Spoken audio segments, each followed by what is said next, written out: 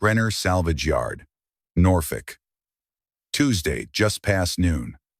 Margot Sterling crossed the gravel in heels and a white blazer. Beside her stood Anita Bell, Deputy Chief of Staff at the Mayor's office, and two Sterling engineers. Hollis Brenner climbed down from the crane in oil-stained coveralls. He did not remove his gloves. Margot looked at Bell, then at him. "Go back to your scrapyard, Mr. Brenner." She turned, heels grinding rust. Bell did not follow at once. Hollis climbed back up. On Hampton Boulevard, a black Navy staff car slowed at the gate. It did not stop. Not yet. Drop your city in the comments below. Like the video if you want to see how this ends. And stay with us till the final scene. You won't want to miss it. The yard quieted at 4. The crane went silent.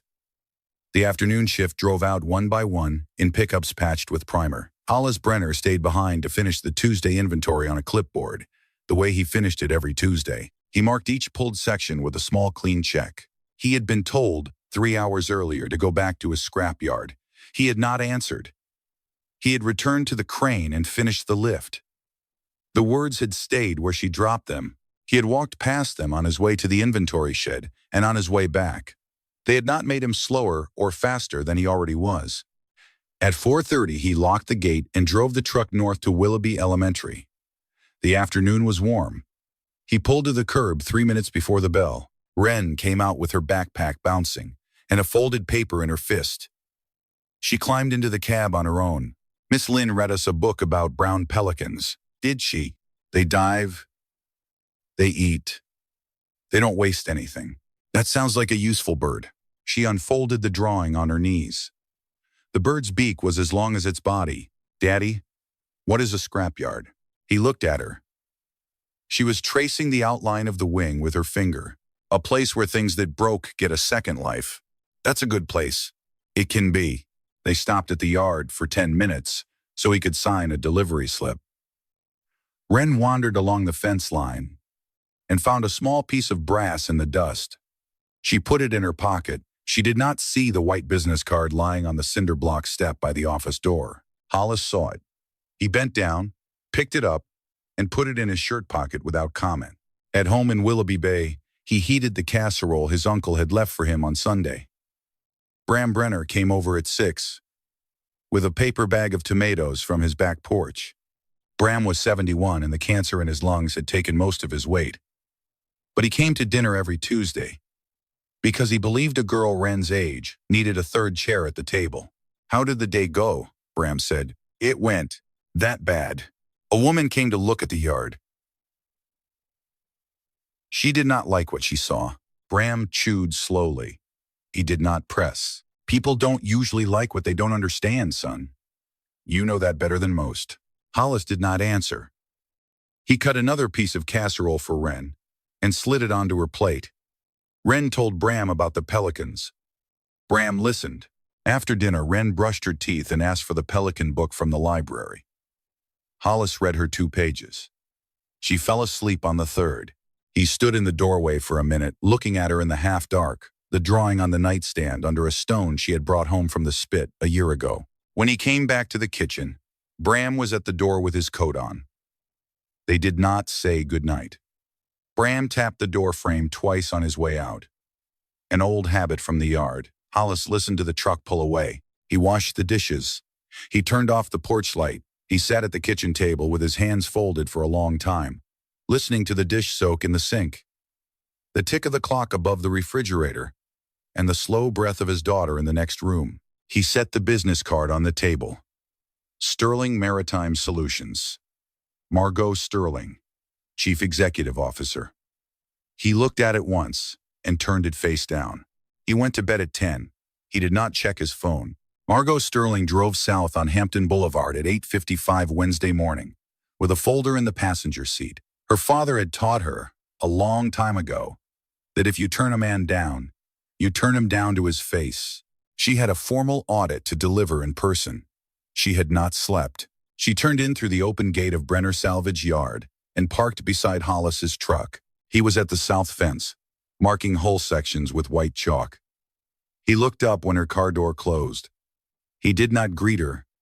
He did not seem surprised. He went back to the chalk. She walked across the gravel with the folder in her hand.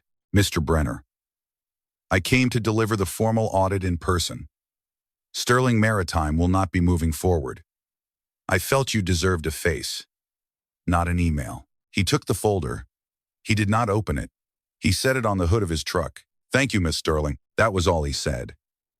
She had expected anger or argument. She had not expected the simple acceptance of a man who had been carrying news worse than hers for longer than she had been a CEO. At 9:07, a black Navy staff car turned in from Hampton Boulevard and stopped on the gravel. Vice Admiral Cyrus Drake stepped out in service dress khaki, 3 stars on each shoulder. The driver door opened and Senior Chief Darrell Halsey climbed out behind him. Drake crossed the yard at a measured pace. He passed Margot without looking at her. He stopped 3 steps in front of Hollis Brenner and stood straight. Captain Brenner, it has been 4 years. The yard noise had not stopped. The crane motor ran across the lot. A gull called once over the river.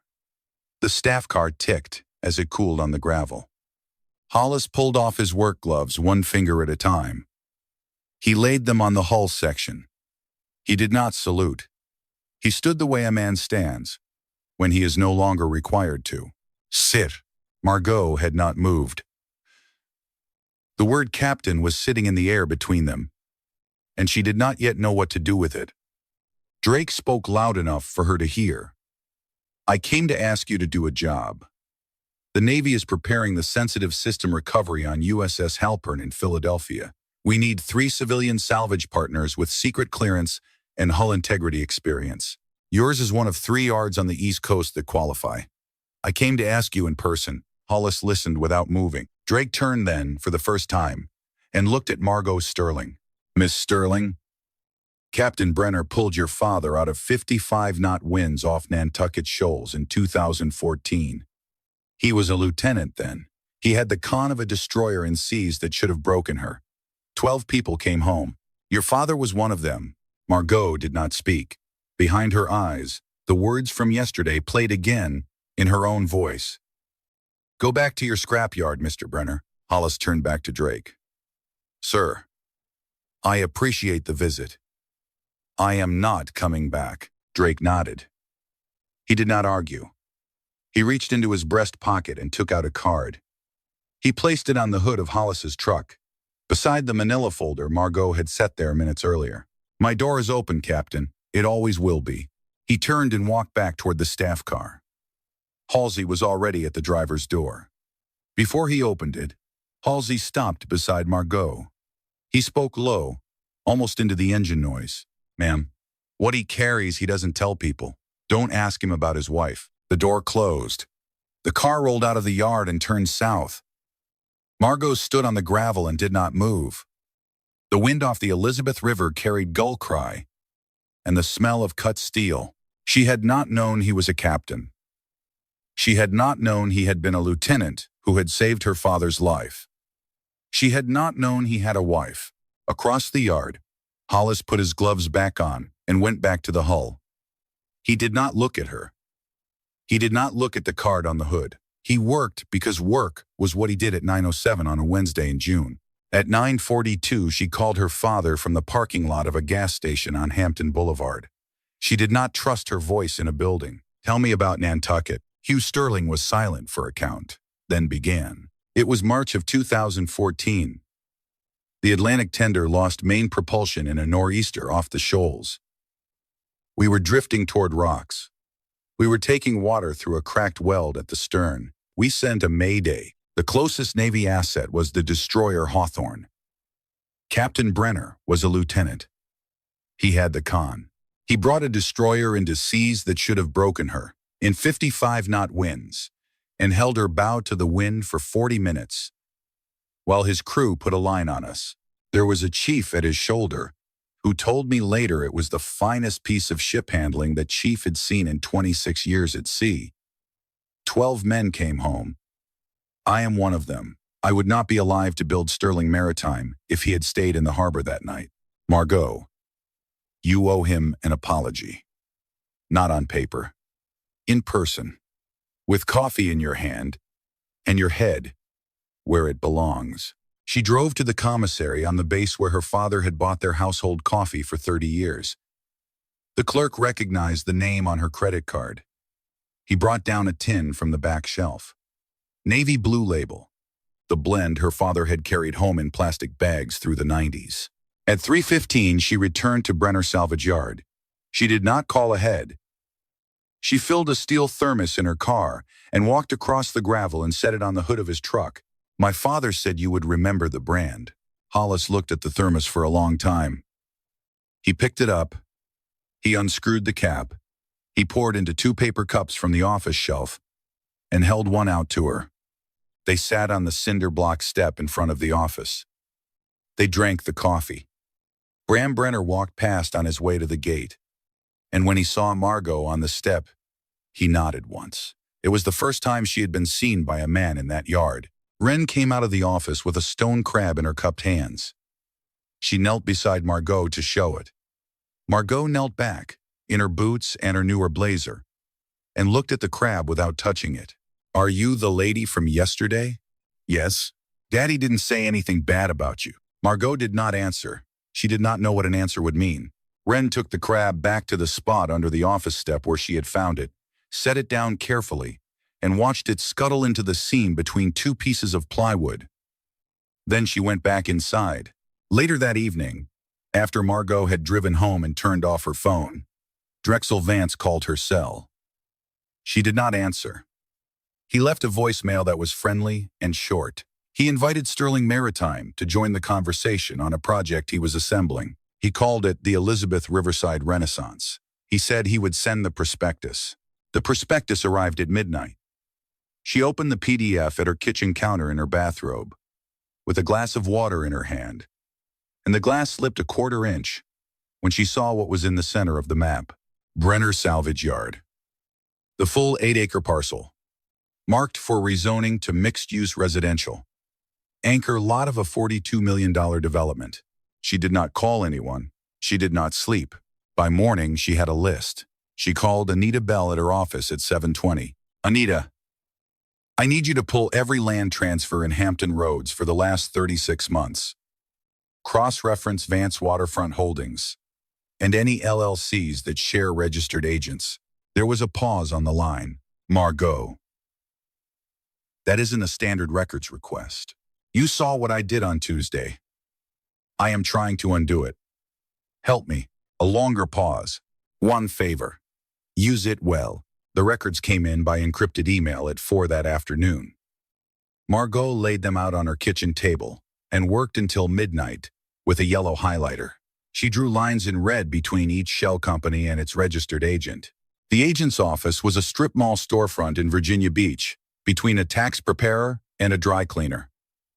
The agent had filed 382 limited liability companies in the last 6 years. The same neat handwriting appeared on every form. By the time the coffee was cold, the pattern was on the paper. Vance Waterfront Holdings had acquired 14 contiguous parcels on the Elizabeth River through 4 shell limited liability companies: Tidewater Real Holdings, Harborview Group, East Norfolk Properties, Atlantic Coast Renewal. All 4 shared the same registered agent in Virginia Beach. The buying had begun 18 months earlier and had accelerated in the last 6. Of the 14 lots, 13 were assembled. The keystone, the one without which there was no waterfront access for the proposed condos, was Brenner Salvage Yard. Total estimated value after rezoning: $42 million. She drove to the yard the next morning. She did not bring coffee this time. She brought the maps. She spread them on the hood of Hollis's truck the way she had spread the prospectus on her own kitchen counter, and Hollis stood beside her in his coveralls and looked. He did not seem surprised. He nodded slowly.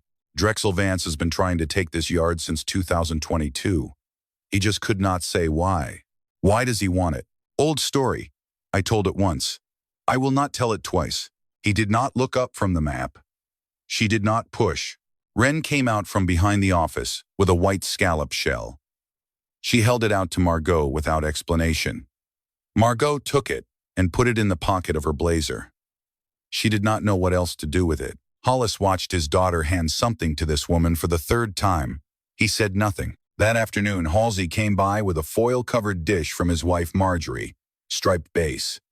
For Bram, he set it inside the office, said hello to Wren, and on his way out he caught Hollis at the edge of the gravel. "Sir, there's something in my apartment safe you need to know. Is still there. When you're ready." "Chief, I told you to burn it. With respect, sir, I didn't, and I never will." Halsey climbed into his truck and pulled out of the yard. Hollis stood for a moment with his hand on the gatepost, watching the dust settle. He did not call after Halsey. He did not need to. At her kitchen table that night, Margot took the scallop shell out of her pocket and set it next to the maps. She looked at the shell for a long time before she went to bed. She did not know exactly what she was doing. She knew only that she had begun to do it. Outside, on the water, a low fog was forming. By morning, it would lie across the salvage yard like a blanket. By morning, she would be back inside it. Sterling Maritime Solutions and Brenner Salvage signed a memorandum of understanding 8 days after Margot had told Hollis to go back to his scrapyard. The document was 4 pages. The first 3 were boilerplate. The fourth was a clause Margot had written herself in the early hours of a Saturday. In the event of any third-party rezoning, eminent domain, or zoning variance action against the Brenner salvage parcel, Sterling Maritime Solutions shall provide pro bono legal defense and full procedural representation, without limit of time or expense, until such action is resolved or withdrawn. Hollis read the page twice. He signed, "My daughter's name does not appear anywhere. Not in trust, not in press, not in any filing. It does not." He set the pen down. That weekend, on a Sunday afternoon that smelled of low tide and cut grass, Wren asked Margot to come with her to Willoughby Spit. Hollis stood by the truck at the parking pull-off and watched them walk down to the water. Margot had her boots in her hand. Wren had taken off her shoes 100 yards back. "Do you like brown pelicans?" "I don't know. I have never looked at one. Daddy says they're better than seagulls." "Quieter." Margot laughed. It was a small laugh, and it came out before she could stop it. Wren took her hand. The girl's fingers were sandy and cool. They walked along the rack line until Wren stopped to pry a horseshoe crab shell out of the sea grape. The shell was the color of old paper. Wren held it up against the sun and turned it slowly so Margot could see the joints. A flock of brown pelicans crossed the channel low to the water. Single file, the way they always crossed. Wren counted them. 7. Hollis stood at the truck with one hand on the bed rail and the other in his pocket. He watched. He did not move. His mouth did not change. But the angle of his shoulders softened in a way only a man who had been holding them tight for 4 years would have noticed. He noticed. That night, after Wren was asleep and the dishes were washed, Hollis sat on the back step of his house in Willoughby Bay and looked out across the yard at the lights of the naval base. The sound of a tug was on the water. He did not pray. He did not speak. He simply sat for a long time with his hands folded. At 10:30, Margot's phone rang. The number was Marjorie Halsey's. Called through her own phone, careful and roundabout. "Ma'am, Senior Chief Halsey. If you want to know why Drexel Vance wants that yard so badly, you need to read the 2021 Brenner audit. It is classified. I have the unredacted raw logs in my apartment safe. Meet me at Cure Coffee on Granby Street tomorrow at 0700. Bring a manila envelope. Don't tell the captain." She did not say anything for a beat. "I will be there." She set the phone face down on the counter. She did not turn it back over for an hour. She poured a glass of water she did not drink. She thought about the scallop shell on her windowsill, white as a piece of bone. And she thought about Hollis at the truck on the spit, his hand on the bed rail, watching his daughter walk into the surf with a woman who was not her mother and not yet anything else. By sunrise, she would know what Drexel Vance wanted from Hollis Brenner. And she would know it was not the land. Cure Coffee on Granby Street opened at 7 on weekdays. The morning Margot drove in. The bell over the door rang into a half-empty room. Halsey was already at a corner table in jeans and a fleece, with a paper cup in front of him and a craft envelope on the chair beside him. She sat. He slid the envelope across. "Read it here." Don't take it out of the building. Inside the envelope were two stacks. The first was photocopies of helicopter maintenance logs from HSC-9, the Tridents, dated through 2021. The second was a Navy report titled Atlantic Fleet MH-60 Maintenance Subcontractor Review, marked classified across the top of every page, dated December of 2021. The lead investigator was Commander Hollis Brenner. Margot read the first page, then the second, then the third. The report concluded that Vance Maritime Logistics, a subcontractor based in Chesapeake, had falsified 11 maintenance log entries across 7 Atlantic Fleet helicopters between 2019 and 2021. One of those aircraft was an MH-60 Sierra Nighthawk, tail number 167840, which had gone down off the Virginia Capes in November of 2021. 5 crew lost. The crash investigation had been conducted separately by the National Transportation Safety Board and a Navy Safety Investigation Board. Commander Brenner had been recused from that investigation for reasons of personal involvement. Margot turned the page. Among the 5 names of the lost crew, listed in alphabetical order, was Lieutenant Commander Eleanor Brenner, Nurse Corps. Margot read the name twice. She read the rank. She read the Corps. Nurse Corps. Eleanor had been a flight nurse. She had been the kind of woman who flew toward people who were already broken to keep them alive. She put the report down. Her hand did not shake. Something behind her ribs did. Halsey watched her. He did the broader audit, ma'am, not the crash. He couldn't touch the crash, but he could touch the contractors. He chose what he could touch, and the report was classified. Signed off by Rear Admiral Drake. Upper half then. December 21. And Vance Maritime was debarred. January 22. And Lyle Vance. Suicide. March 22. Margot closed the envelope. She drove to the yard with it on the passenger seat. Hollis was checking a generator behind the office. She held the envelope out. Halsey kept these. He looked at the envelope. He took it. He looked at the first page. He set it down on the workbench.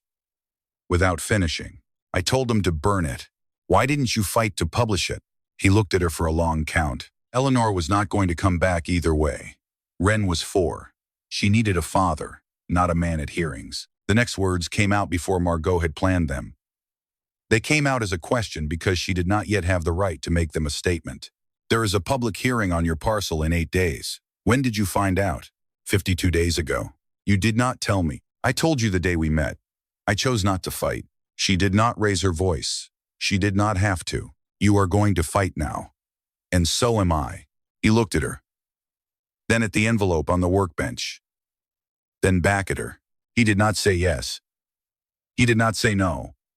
He picked up the envelope, walked into the office, and put it in the bottom drawer of his desk. On her way to the car, she called Anita Bell. Anita, I need every Vance waterfront filing in the last 36 months in front of me before Friday. We are going to council. The Norfolk City Council chamber on the night of July 2nd was full to standing. The Norfolk pilot had 2 reporters in the front row.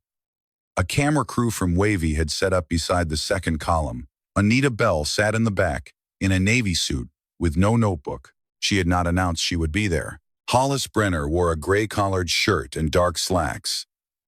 No uniform. No ribbons. He sat in the second row beside Margot Sterling. Drexel Vance spoke first. He had recused himself from the council vote, in writing, 3 weeks earlier. He spoke now as a private citizen. He spoke about industrial blight. He spoke about environmental hazard. He spoke about a $42 million revitalization opportunity for the working families of East Norfolk. He did not look at Hollis when he said the word blight. Margot Sterling rose when he sat down. She introduced herself as Chief Executive Officer of Sterling Maritime Solutions, an active Navy contracting partner. She spoke into the microphone in a clean, even voice. She made 3 points. First, Brenner Salvage Yard held current EPA Tier 3 metals certification and a Navy Salvage Tier 2 operating license. There were two facilities on the East Coast that held both. The other was in Bath, Maine.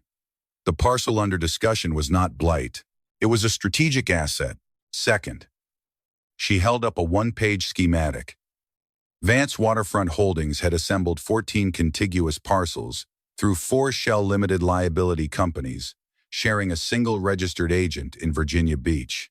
The acquisitions, the shell structure, and the rezoning timing suggested a possible conflict of interest involving a sitting council member who had only recused on paper. Third, she moved to postpone the vote pending an ethics inquiry. A murmur went through the chamber. Drexel Vance leaned to his microphone. His voice was reasonable. He had practiced it for many years. Miss Sterling defends a scrapyard owner. Why? There was a beat of silence into which a great deal could have fallen. In the back of the chamber, a man in a civilian suit stood up. He did not approach the microphone.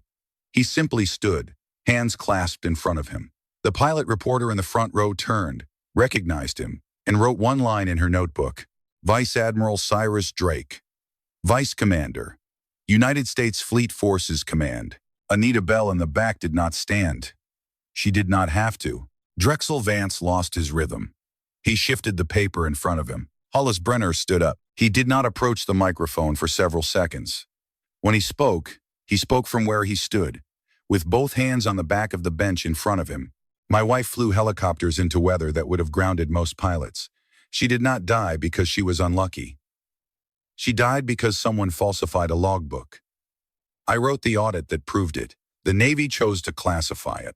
I chose, at that time, not to fight that decision. I am choosing differently tonight. He looked toward Drexel Vance. Mr. Vance, your brother Lyle made decisions that killed 7 crew's families. Mine was one of them. I did not testify against him for revenge. I testified because the next family deserved better. I do not enjoy standing here. I am standing because the next family always deserves better. He paused. He looked down at his hands on the bench in front of him. He looked up again. His voice did not break, but it dropped half a step. My daughter still keeps a feather in her pocket because her mother told her the sky remembers people. The sky should not have had to remember Eleanor.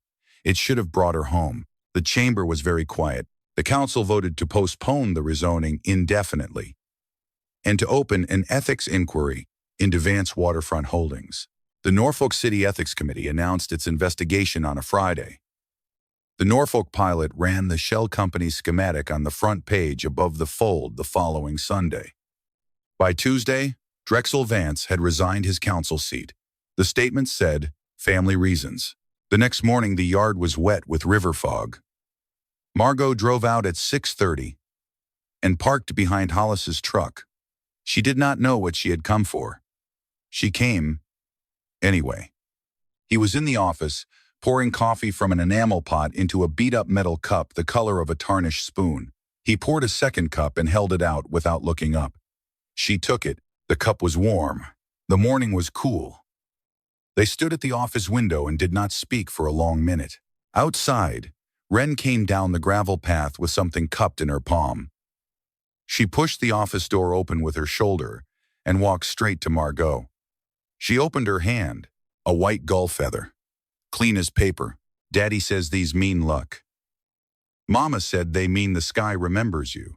She held it up to Margot until Margot took it from her. The room held very still. Bram Brenner watched from his folding chair in the corner. His oxygen tube looped over his ear. He nodded. Slow. Once. Hollis stood at the coffee pot with the enamel cup still in his hand. He did not look at his daughter. He looked at the floor. The angle of his shoulders moved one notch, the way it had moved at the truck on the spit. It was the first time in 2 years that Wren had said the word mama in the open.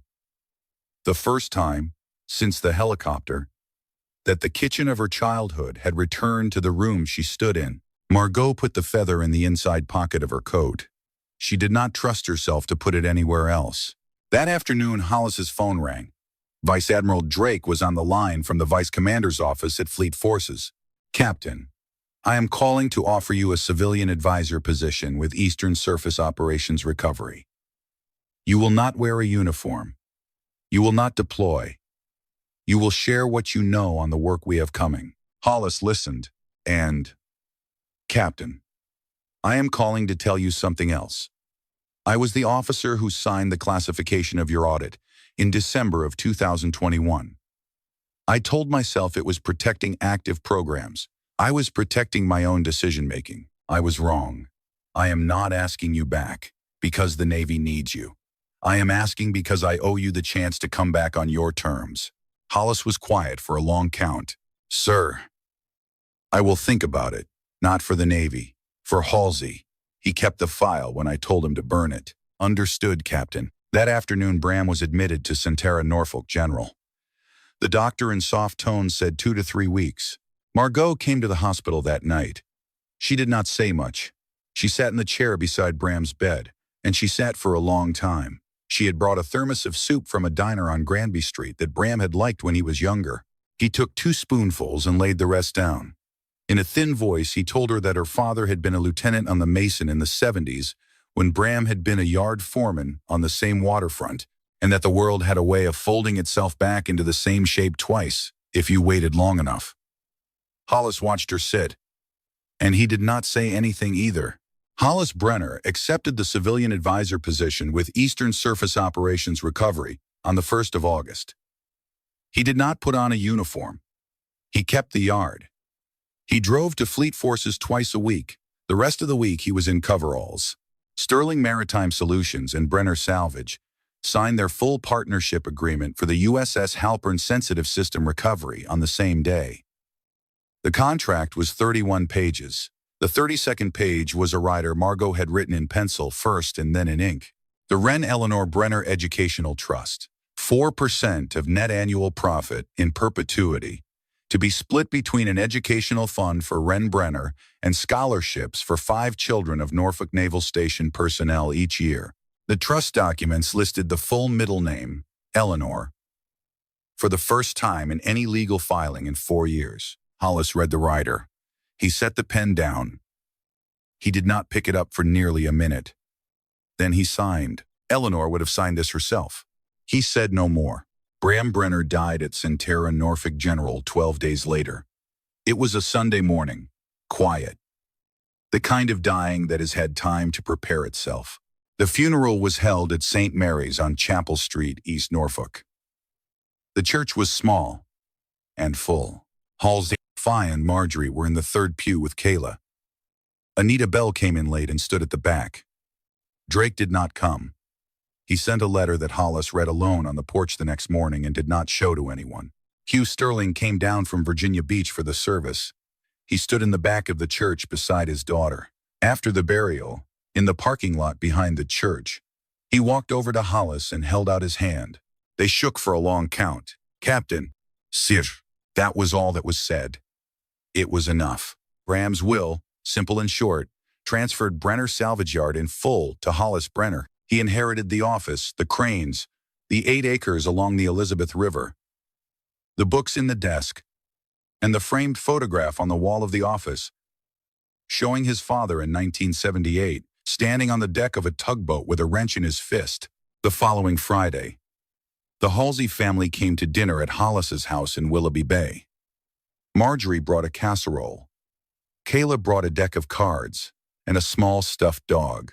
Margot brought nothing because she had been invited, not summoned. Wren fell asleep on the sofa after dessert, with the gull feather in her hand and the stuffed dog tucked against her chest. Halsey carried his daughter out to the truck and kissed the top of her head. Marjorie hugged Margot at the door for 2 seconds longer than a stranger would. Margot stayed to wash dishes. Hollis dried. They did not speak much. The water ran. The light over the sink hummed away. Old fluorescent lights hum. She washed a plate. He dried it and set it on the rack. She washed another. He dried it. They moved through the pile in a rhythm that neither of them had practiced and neither of them had to think about. When the last plate was done, she pulled the gull feather out of her coat pocket and set it on the windowsill above the sink. It dried in the steam. It was not a declaration, it was a kitchen. 6 weeks later, in the 2nd week of September, the wind from the Chesapeake had begun to bring salt all the way to the inland streets. The leaves on the dogwoods in the front yards of Willoughby Bay had started to redden at their tips. The light at 4 in the afternoon was the long, slow gold of a coast about to turn. Margot Sterling drove to Brenner's salvage yard in a gray sweater and no boots. Sneakers.